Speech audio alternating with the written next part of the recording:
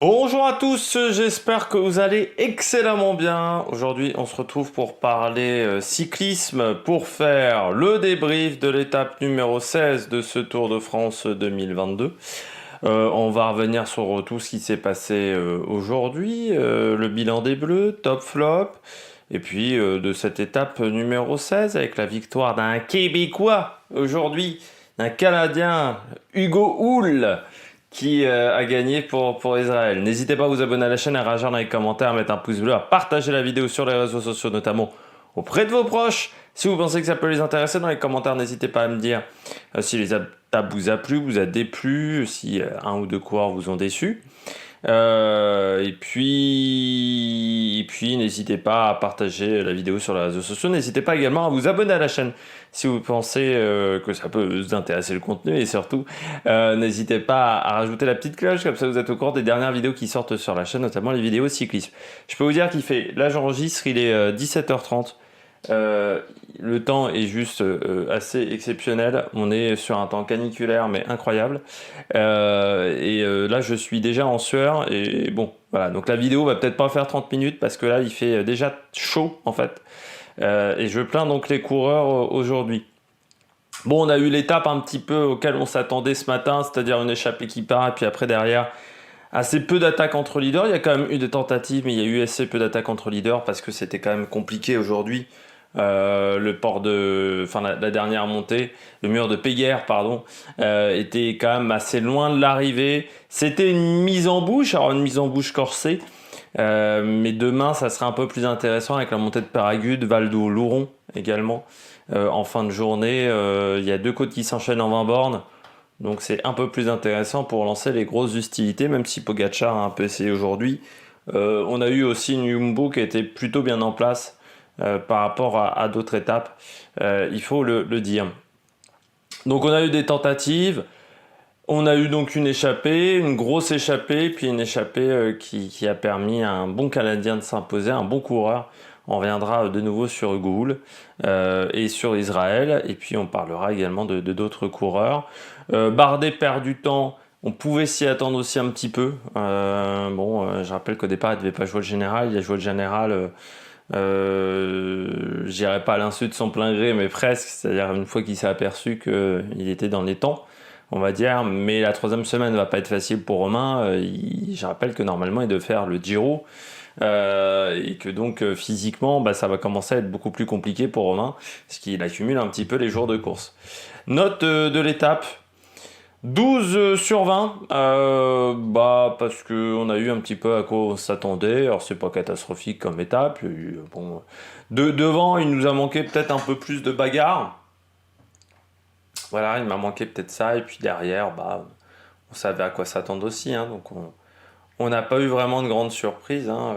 Les meilleurs étaient devant et très belle course de Hugo Hull et de Israël. Mais c'est vrai qu'on n'a peut-être pas eu autant d'animation qu'à ce qu'on pouvait s'attendre avec cette étape. On passe tout de suite au bilan des Bleus. Du côté du bilan des Bleus, je commence avec David Gaudu. David Gaudu qui fait la bonne opération du jour quand même au niveau du général. Pour moi, il s'accrochait aujourd'hui, c'était encore pas si facile que ça pour David. À un moment, il a été lâché du groupe de devant, notamment au mur de Péguerre. Mais je trouve qu'il a encore été intelligent dans sa manière de faire, c'est-à-dire que son objectif c'était de ne pas exploser. Ce qui n'est pas bête encore une fois, parce que lui, s'il finit 5e ou 6e du Tour de France, c'est plutôt une réussite pour David Gaudu. Encore une fois, il faut se remettre aussi un peu sur des échelles de valeur. David Gaudu, ça serait la première fois qu'il ferait top 5. Jusqu'à maintenant, il a un top 8 sur la Vuelta, sur une Vuelta qui avait été quand même très animée, où il avait pris 2 échappées victorieuses. Donc ce qui lui avait permis de gagner beaucoup de temps. Là, il finirait à la régulière dans le top 10, ce qui serait une première pour lui. Donc l'objectif maintenant dans les Pyrénées, pour David Gaudu, c'est presque plus de défendre que d'attaquer. C'est surtout de faire un résultat en fait, maintenant pour David Gaudu. Et c'est vrai que là aujourd'hui, le mur de Péguerre, il ne faut pas exploser. C'est une montée qui est tellement dure dans les 3 derniers kilomètres que si vous explosez, c'est mort. Regardez ce qui s'est un peu passé pour Romain Bardet, qui a explosé. Vous perdez facilement 1 minute par kilomètre. C'est dur, hein, le mur de Péguerre, hein, c'est comme le col du Granon, hein, mais avec même encore des plus hauts pourcentages, hein, dans les 3 derniers kilomètres. Donc fallait surtout pas exploser pour David. C'est ce qu'il a bien fait. Alors certains vont dire oui, c'est pas spectaculaire. Je suis d'accord, mais des fois, il faut être pragmatique dans le cyclisme. Et là, je trouve que David Gaudu, ça a plutôt été intéressant, la manière dont il a couru. Et ça a été, voilà, c'est un bon résultat pour David aujourd'hui, parce que ça aurait été sinon compliqué, peut-être pour lui. Et là, il a plutôt bien assuré. Le lendemain de journée de repos, ça s'est plutôt bien passé pour lui aussi. Donc voilà, très bonne perf de la part de David Gaudu. 4 minutes 24 désormais au général, cinquième. À 10 secondes, moins de 10 secondes de Quintana. Donc sur le chrono, Gaudu les récupère, hein, sur Quintana. Donc voilà, top 5 tout à fait envisageable, avec maintenant une 0,4 d'avance sur Adam Yates. Il y a également une petite avance sur Luis Mentiès. Donc ça, c'est très intéressant pour le coureur français. Je poursuis avec un autre coureur, c'est Quintana. Là aussi, hein, belle opération de Quintana qui fait quand même un beau Tour de France. Ça fait quand même depuis quelques années qu'on n'avait pas vu Quintana à ce niveau-là, à la régulière. Vraiment, on l'avait vu parfois sur une étape, 2 étapes, mais ça fait depuis combien de temps qu'on n'avait pas vu Quintana sur 2 semaines de course réussir à être aussi performant. Ça se passe bien chez Arkea. L'équipe en plus maintenant est complètement concentrée autour de lui. C'est-à-dire qu'il n'y a plus aussi cet objectif avec Warren Barguil, vu que Warren Barguil est parti de la course. Donc c'est vraiment maintenant que Quintana, c'est l'objectif numéro 1 Quintana de l'équipe. Ce qui fait que il est très bien aidé sur le plat. En montagne, beaucoup moins. C'est vrai qu'il lui manque pourquoi pas un Warren Barguil ou un Eddie Gebert, qui est normalement chez Arkea mais qui n'était pas dans la sélection. Mais sur le plat, il est très très bien aidé. On le voit, il est très très bien protégé dans les débuts de col. Alors pour Quintana, demain, c'est presque la journée de vérité, parce qu'il devra faire quasiment 80 km seul, demain, vu le parcours. Donc ça va être le vrai jour de vérité pour Quintana, mais je trouve que jusqu'à maintenant, il court vraiment très très bien le Colombien. C'est vraiment une belle performance qu'il réalise. Et 4 minutes 15, c'est vraiment pour le moment un bel écart. Alors devant, ça semble inatteignable, mais encore que, faut pas que Geraint Thomas se plante non plus, parce qu'il y a une 30, quelque chose comme ça. Et puis, Gaudu est pas loin. Mais bon, une 30 pour Yates, ça commence à faire beaucoup, hein, pour récupérer ça sur Quintana, en sachant que le contre-la-montre de Rocamadour n'est pas un contre-la-montre plat. Et puis Adam Yates, on l'a vu aujourd'hui, énormément bossé pour Geraint Thomas. Donc ça va pas non plus suffire. Quintana, il peut faire 4, mais il pourrait faire podium aussi, hein. C'est pas encore joué, hein. Encore une fois, Geraint Thomas aujourd'hui n'a pas été incroyable. Donc il faudra faire attention à cela. Mais Quintana, oui, il fait vraiment une course de très bonne qualité. Il a bien résisté à la première semaine. On pouvait un petit peu s'y attendre quand même, parce que Quintana, il est toujours doué sur les routes du Nord. C'est le plus nordiste des Colombiens. Par contre, après, dans les Alpes, ça faisait depuis quelques temps qu'on n'avait pas forcément complètement des références sur les courses World Tour. Et là, il a été vraiment d'un bon niveau, donc bravo, monsieur Quintana. Je poursuis avec Geschke. C'est plutôt une bonne journée pour Simon Geschke. Parce qu'on dit Simon Geschke, mais il est allemand. Donc c'est pas Simon Geschke, je pense que c'est Simon Geschke. Je pense qu'on on dit à la française, hein, mais... Donc le petit Simon, je vais le prononcer à la française, parce que ça va bien énerver les gens dans les commentaires. Le petit Simon, il a maintenant une petite avance quand même sur Louis Mentiès. Et Louis Mentiès, vu qu'il est bien classé au général, ça va être compliqué. Nelson Pollet, j'ai l'impression qu'il est un peu cramasse. Vingegaard, ça commence à faire 22 points. Donc si Geschke est dans l'échappée dans les 2 prochains jours, il faudra être dans l'échappée maintenant tout le temps, hein, pour Simon Geschke. Il pourrait peut-être amener le maillot à poids, Simon Geschke. Ce qui serait pas mal, et ce qui nous dirait également que le classement du maillot à poids, désormais, on peut de nouveau être baroudeur et aller le chercher. Parce que ces dernières années, c'était un peu compliqué. Quand tu étais baroudeur, il fallait vraiment être très très fort en montagne. C'est pas le plus fort en montagne, loin de là. Cette année, Simon Geschke, il y a vraiment meilleur que lui. Mais il accumule des points. il récupère des points un peu partout. Et comme il n'y a pas non plus beaucoup de coureurs qui arrivent à être réguliers dans ce classement et qui se sont vraiment mis à être performants sur ce classement, parce que par exemple aujourd'hui Pierre Latour aurait dû être dans l'échappée,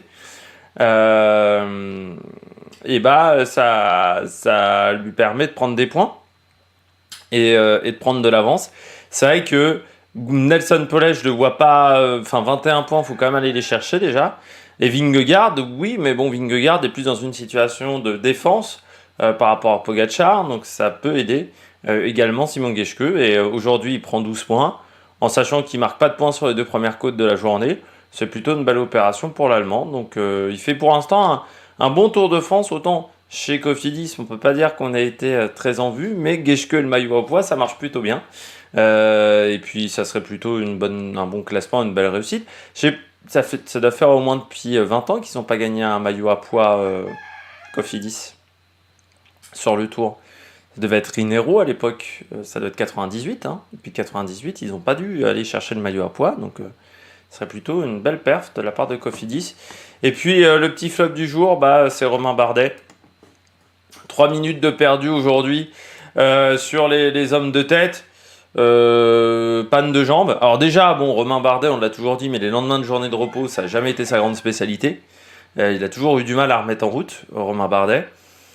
Tu combines à ça la chaleur. Est-ce que hier, ils ont fait une sortie chez DSM ou dans beaucoup d'équipes? Je suis pas sûr. Parce que vu les chaleurs, je suis pas sûr qu'on ait fait des sorties avec les conditions climatiques. Et puis, bah ouais, de toute manière, le lendemain de journée de repos, plus sa chaleur, le fait qu'il avait pris un coup de chaud aussi. La réhydratation est peut-être compliquée pour Romain Bardet. Il y a peut-être eu des suites à son coup de chaud. Donc ouais, c'est plutôt bien qu'il ne perde que 3 minutes. Mais foncièrement, oui, c'est sûr que c'est un peu le bonnet d'âne du jour, hein, Romain Bardet. Mais bon, il est 9ème, donc c'est-à-dire qu'il reste quand même dans le top 10, alors qu'il a quand même pris un gros coup de bambou dans le mur de Péguerre. Alors, il faut savoir qu'il avait déjà eu du mal dans le port de l'Ers. Hein. À la fin du port de l'Ers, il arrive à revenir dans la descente, mais je pense qu'il voilà, il a roulé de fort pour revenir dans la descente. Et après, dans le mur de Péguerre, ça a été très compliqué pour Romain Bardet. Mais j'ai envie de dire qu'il est encore qu'à 20 secondes de Vlasov, pas très loin non plus de Mentiès, il y a moins d'une minute. Et puis, être à 6,37, t'es plus vraiment dangereux pour les hommes de tête. Il est encore à 4 minutes de Pogacar. Hein. Une échappée, c'est prenable hein, dans ce genre de situation. Donc, il faudra voir pour Romain Bardet, demain ou après-demain, si les jambes sont meilleures pour tenter le coup. Mais oui, il n'est pas complètement largué. Et puis, l'avantage, c'est que pour sortir du top 10, désormais, c'est 6 minutes. Hein, plus de 6 minutes, Henrik Mas. Donc, il faut vraiment avoir une contre-performance sur les 2 prochains jours pour Romain Bardet pour sortir du top 10. Mais la victoire d'étape, c'est pas encore impossible. Et avec maintenant un écart de 6 minutes, ça peut être intéressant pour Romain Bardet dans les jours à venir, surtout si on a des courses qui se décantent de très loin. Demain, par exemple, à Périgude ou à Outakam, mercredi ou jeudi, mais il ne faudra pas subir la chaleur comme aujourd'hui. Et puis bon, les lendemains de journée de repos pour Romain Bardet, ça n'a jamais été vraiment sa spécialité. On passe tout de suite au coureur au top. Attaque de Marlou! Je peux vous dire que c'est pas simple d'enregistrer dans ces conditions dans la maison. Et en ce moment, il fait 38 degrés. Voilà, juste pour vous dire. Parce qu'il y a un côté qui est encore en plein soleil. Voilà, c'est une maison tournée plein ouest, enfin sud-ouest, grosso modo. Et le soleil tape encore très tardivement. Donc, les jours de canicule, c'est très agréable. La température ne diminue pas. On est monté jusqu'à plus de 40 hein, par chez moi encore, donc, parce que je rappelle, je suis pas hyper loin d'Auxerre, donc c'est là où il y a eu un petit peu le pic de canicule aujourd'hui, donc c'est un petit peu compliqué. Hugo Houle, oh putain, je l'ai encore refait. J'ai même pas fait exprès de là. Hein. Je me suis dit, surtout ne refais pas la même connerie. Hugo Houle, donc ça imprime dans ma tête, c'est Hugo Houle. De Israël, première tech. Magnifique victoire. Alors déjà, ils ont bien couru du côté d'Israël parce que fallait réussir à partir d'aussi loin parce que il est quand même parti à 39 bornes de l'arrivée, c'est-à-dire loin du finish. C'était vraiment pas facile quand tu pars dans le port de l'Ers, que tu sais qu'il y a encore port de l'Ers, mur de Péguerre, plus derrière la descente. Mais il a hyper bien géré son effort dans le mur de Péguerre. Et ensuite, avec 30 secondes d'avance, c'est sûr que c'était un peu plus facile. Et puis avec Michael Woods derrière, qui n'a pas tremblé face à Johansson. Ça s'est plutôt à Jorgensen, pardon, ça s'est plutôt bien passé. Et belle victoire de Hugo Hull parce que voilà, ça a été vraiment une belle journée. Et puis première victoire d'un Québécois sur le Tour de France. J'espère que ça va avoir un petit retentissement du côté du Québec. Deuxième victoire canadienne derrière quand même Steve Bauer. Il fallait remonter donc à 88, Steve Bauer. Et pourtant on a eu des bons coureurs canadiens. Hein. Je pense à Ryder Hesjedal notamment. Mais il y a eu des bons coureurs canadiens, mais qui n'avaient pas réussi à performer sur le Tour de France. Et voilà, enfin la victoire. Et puis, c'est bien pour Hugo Hull parce que c'est un... Bon, je vous en avais parlé déjà quand il avait fait troisième, mais c'est un bon coureur qui a vraiment repris du poil de la bête depuis qu'il a rejoint Israël cette année. C'est vrai que chez Astana ou chez G2R, il se morfondait un petit peu dans un rôle d'équipier. C'est vrai que là, cette année, il avait vraiment été bon. Par exemple, sur Paris-Nice, il fait 13e en étant le seul de son équipe. Enfin, sur la fin, donc c'est vraiment une belle perf. 4e de la deuxième étape du Tour du Pays Basque. Qu'il finit à la 50e place, bon, c'était un peu plus loin. 15e du Tour de Suisse. Donc ça montrait que, voilà, effectivement, il y avait des qualités, il y avait la forme. Et puis voilà, là sur ce Tour de France, il avait fait 3e à Saint-Etienne, ça avait été une belle étape. Il n'avait pas réussi à prendre l'avantage. Mais là aujourd'hui, ça s'est très bien passé. C'est un baroudeur, Hugo Hull, hein, c'est vraiment ce profil-là. Et il a été très très très très très, très bon. Première victoire sur une course en ligne aussi, il faut le dire. Cette victoire sur le Tour de France, il avait remporté jusqu'à maintenant 2 contre-la-montre, 2 championnats du contre-la-montre du Canada. Et puis il a fait des très bons résultats cette année. Donc c'est vraiment, voilà, c'est vraiment une très très belle saison. Ça fait des points pour Israël. Plus la 3e place de Woods. Ils ont quand même très bien couru avec Woods aussi. Woods a été très très bon aujourd'hui. L'autre Canadien de l'équipe, ils sont 3. Hein, je rappelle que Première Tech est un sponsor canadien, pour ceux qui ne le sauraient pas. Donc ils sont plusieurs Canadiens dans cette équipe. Mais c'est vrai que c'est mérité pour Hugo Hull parce que c'est un coureur qui vraiment a été un équipier modèle, notamment chez G2R. Il a toujours... fait passer l'équipe, le collectif avant lui, Astana aussi. Il a toujours énormément travaillé pour le collectif des équipes. Et c'est vrai que c'est une belle récompense parce que c'est un peu un coureur de l'ombre quand même, Hugo Hull. Et cette année, il a décidé de revenir un petit peu dans la lumière. Et ça se passe très très bien. Et c'est pour ça que je suis content. Et puis, Israël, c'est 2 belles histoires quand même. Hugo Hull, donc première victoire sur une course en ligne. Bien entendu, on va nous faire toute l'histoire avec son frère. Même si ça fait 10 ans, mais c'est la première victoire de Hugo Hull chez les professionnels sur une course en ligne. Première victoire en World Tour pour Hugo Hull. On peut rappeler quand même l'histoire aussi de Simon Clark lors de l'étape des pavés. Et puis ils ont bien couru. Simon Clark avait très bien couru en n'étant pas le plus fort. Et puis là, Hugo Hull, c'était pas le plus fort, mais il est parti en éclaireur. Et c'est vrai que désormais, on s'aperçoit que dans ces grosses échappées-là, souvent les premières attaques sont les bonnes. Et ça a encore été le cas aujourd'hui, malgré le fait que l'échappée n'avait pas été si difficile à ça que ça à apprendre, parce qu'on a eu pire quand même ces derniers jours, mais il fallait quand même battre Caruso, Van Aert, même Woods, il y avait quand même Geschke, Madouas, Storer, enfin il y avait du beau monde. Il a aussi, je pense, su profiter de la chaleur. C'est vrai que Caruso, par exemple, a attaqué de loin, Storer a tenté de suivre, Jorgensen... Jorgensen qui avait une bonne santé aujourd'hui encore. Hein. Je l'ai pas mis dans les tops, j'aurais pu le mettre dans les tops, mais je l'ai pas mis dans les tops parce qu'il fait trop chaud. Mais vraiment, très belle course de Hugo Hull, il fallait aller les chercher les mecs.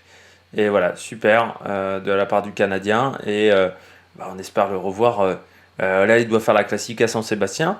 Vu le numéro qu'il a fait aujourd'hui, il va falloir faire attention à lui sur la Classica San Sébastien, qui aura lieu le 30 juillet. Je sais pas si on fera le débrief de cette course Classica San Sébastien, parce que comme ça sera en même temps que le Tour de France féminin, je ne sais pas si j'aurai le temps. Je passe au deuxième coureur au top. Vraiment, le soleil sur la caboche, c'est dur. Vingegaard. Pourquoi Vingegaard? Pogacar l'a testé et Pogacar n'a pas réussi à le battre. Malgré le fait que maintenant on est dans une situation d'égalité. Donc c'est pas forcément idéal. Et puis la chute au final pour le moment n'a pas de conséquences physiques sur Vingegaard. Donc ça c'est vraiment tout à fait intéressant pour le coureur danois. Et puis il a fait une belle étape aujourd'hui, un très beau parcours, une très belle course. Ça aussi, il fallait le signaler. Il a été testé. On a tenté de le mettre en difficulté, ça n'a jamais marché. Il n'a jamais montré un signe vraiment où il était en difficulté, Vingegaard.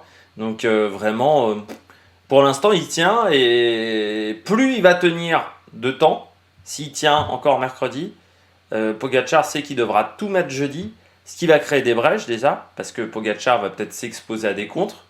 Et surtout, plus les kilomètres passent, plus c'est bon pour lui, quoi. Parce qu'encore une fois, Pogacar, il faut qu'il reprenne une minute, hein, une grosse minute même, pour pouvoir avoir une chance sur le chrono. Parce que Vingegaard, c'est quand même pas un manche sur le chrono. Donc une seconde au kilo, peut-être, plus d'une seconde au kilo, va falloir quand même déjà se réveiller un petit peu. Donc moi j'ai dit, il faut qu'il reprenne une 10, au moins sur la route, et 10 secondes de bonification. Ce qui fait une 20. Pour l'instant, une 20, il aura plus que 2 étapes pour les reprendre, c'est une 20. Alors ça, vous allez me dire, à Peyragudes, c'est pas beaucoup, ou à Otakam, c'est pas beaucoup, oui, mais sauf que demain, on a quand même des montées de 8 km maximum. C'est pas des montées de 15-20 km. C'est des efforts donc, qui sont assez courts. Et c'est dur donc de faire des écarts sur des montées fortes. Il a l'air aussi de bien s'accommoder de la chaleur, donc pour l'instant ça se passe très très bien pour le Danois Vingegaard, donc c'est pour ça que je l'ai mis en top. On passe tout de suite au bonnet d'âne. Les bonnets d'âne, je commence essayer d'aller pas trop, enfin un petit peu vite quand même sur les bonnets d'âne, même si la vidéo n'est pas trop longue, je commence avec Ineos. Du côté d'Ineos, j'ai eu... En fait, quand est-ce qu'ils vont vraiment attaquer? C'est-à-dire qu'Ineos, ils ont quand même un mec qui est 3ème du général, un mec qui est 6ème, ils sont encore 8. Voilà. Je m'attendais quand même à ce qu'aujourd'hui, Ineos tente un truc. Bon, le seul truc qu'ils ont tenté, c'est de mettre Daniel Felipe Martinez devant, qui au final a fait un peu comme les derniers jours, c'est-à-dire n'a pas été présent dans l'emballage final, parce que Daniel Felipe Martinez, il n'est pas en forme sur ce Tour de France. Alors, on me parlait de la chaleur, mais pour Daniel Felipe Martinez, je veux bien, mais normalement il est colombien quand même. Enfin, je veux pas être... En Colombie, il fait chaud quand même l'été, je pense. Enfin, on doit avoir des pointes à 40 degrés. Donc, je suis assez surpris, surtout que je rappelle que comme c'est dans l'hémisphère sud, c'est pendant la pause de la période cycliste. Hein. Donc, je pense qu'il doit, quand il rentre au pays, il doit subir la canicule. Même si la Colombie est plus au nord que l'Argentine, je me souviens le Dakar en Argentine, on pouvait dépasser les 45-46 degrés facilement. Ce qui est terrible quand même pour Ineos, c'est que pour l'instant, il traverse un petit peu ce tour. Alors, heureusement qu'il y a eu Pidcock, hein. Mais c'est vrai que pour le moment, Ineos, ils traversent un peu le tour comme des hommes invisibles. C'est-à-dire, ils sont présents au général, mais on les a quand même très peu vus. Ça serait bien de contenter quelque chose quand même. Est-ce qu'on va se contenter d'une 3ème place? Pour Ineos, c'est pas un très bon résultat, une 3ème place. Hein. C'est pas exceptionnel. Surtout qu'ils n'ont déjà pas gagné le Giro. C'est-à-dire partir sur une année où ils ne gagnent aucun des 3 grands tours. Depuis 2012 et la victoire de Wiggins, ça n'a pas dû leur arriver souvent. Ça a dû leur arriver en 2020. Vu qu'ils n'avaient pas remporté ni la Vuelta, ni le Tour, ni le Giro. Mais à part 2020, j'ai pas beaucoup de souvenirs de... Et puis là, vraiment, c'est dommage parce que ils pourraient tenter des choses. Enfin, avec Adam Yates, avec Geraint Thomas. Adam Yates, il a l'air d'être pas mal sur cette fin de Tour de France. Avec Geraint Thomas, je sais pas, mais tu peux pas te contenter de suivre tout le temps Pogacar et Vingegaard, surtout qu'aujourd'hui, Geraint Thomas, il a eu du mal à les suivre. C'est un coup quand même à sortir du podium, hein, parce qu'à rester comme ça tout le temps sur la défensive, Geraint Thomas, Quintana et Gaudu, je pense que Quintana, à un moment, il va peut-être tenter quelque chose. Gaudu aussi, hein. Donc certes, il est bon sur le chrono, il est plus aussi bon qu'à une époque, Geraint Thomas. Je suis pas sûr que sur les 40 bornes, il arrive vraiment à faire beaucoup de différence par rapport à Gaudu. Et puis surtout, s'il n'est pas en forme sur le dernier chrono, il perdra du temps par rapport à Gaudu. Il peut pas se contenter vraiment de ça, quoi. Il peut pas se contenter vraiment de suivre. Et chez Ineos, pour le moment, on ne fait que suivre. C'est dommage parce que quand tu as Pidcock, tu as des possibilités quand même en termes de stratégie aujourd'hui du côté d'Ineos. Ne pas tenter de choses du côté d'Ineos, je trouve ça triste. Oui, je trouve ça décevant. Vraiment décevant. Caruso. Tour difficile hein, pour Caruso. Là, il a tenté d'anticiper. Déjà, moi, quand je l'ai vu partir dans l'avant-dernière montée, je me suis dit... Voilà. Quand si t'es fort, tu pars dans le mur de Péguerre, tu pars pas avant. Donc, ou soit t'anticiper, mais parce que tu partais en éclaireur, sauf que c'était pas le cas de Caruso. Ouais. Pas à la forme, pas performant. Année compliquée pour Caruso quand même, parce qu'à part le Tour de Sicile, il n'y a pas grand chose à se mettre. Enfin, c'est pas une année comme l'année dernière. On va encore me dire, oui, c'est peut-être parce que Bahreïn prend plus de produits. Non, c'est pas forcément ça. C'est juste que Bahreïn revient à un niveau d'avant 2021. Avant, en 2020, 2019, Bahreïn, ils avaient des bons coureurs, ils n'avaient pas foncièrement des grands résultats. L'année dernière, ils ont fait 4 mois à haut niveau. C'est-à-dire, à partir de l'abandon de Landa sur le Tour d'Italie, le lendemain, tu as la victoire de Gino Meder, et ils ont collectionné les résultats jusqu'à la fin de saison. Mais avant le mois de mai, les résultats n'étaient pas si dingues que ça. Hein. Non plus en 2021 du côté de la Bahreïn. La Bahreïn, c'est pas Quick Step hein, sur les 5 dernières années. C'est pas la Bora non plus. Donc, faut aussi avoir ça en tête. Caruso, c'est dur. C'est dur. Après, bon, Caruso, il est pas tout jeune non plus. Peut-être que la préparation a été gênée. Peut-être aussi qu'il a pas assez couru. Parce qu'il avait repris très tard quand même, Caruso. Hein. Tour de Sicile. Et puis, il a fait quand même beaucoup de courses. Enfin, le Tour de Sicile, c'était quand même sans concurrence. Il a mis du temps avant d'arriver sur des épreuves avec une belle opposition. Et je pense que ça a été peut-être l'erreur de Caruso avant le Tour de France. C'est de ne faire que le Dauphiné, qui n'avait pas une grande opposition non plus. Hein, c'était pas la liste de départ la plus importante, mais c'est presque la course la plus importante qu'a fait Caruso pour préparer le Tour de France. C'était peut-être pas suffisant du côté de Caruso, mais c'est dommage parce que c'est vrai que c'est un coureur qui est normalement capable de faire mieux, quoi. Et là, il est loin. Hein. Il est loin, mais bon, sur le Dauphiné, il n'avait pas été dingue non plus, malgré une 4e place. Romandie, il avait fini que 6e. Là aussi, c'était pas non plus une grosse opposition sur le Tour de Romandie. Donc oui, c'est vrai que depuis le Tour de Sicile, en fait, il n'a pas eu de grands résultats. Et à un moment, je pense que ça joue. Et puis, il a quand même 50 jours de course. Hein. Et 8000 km.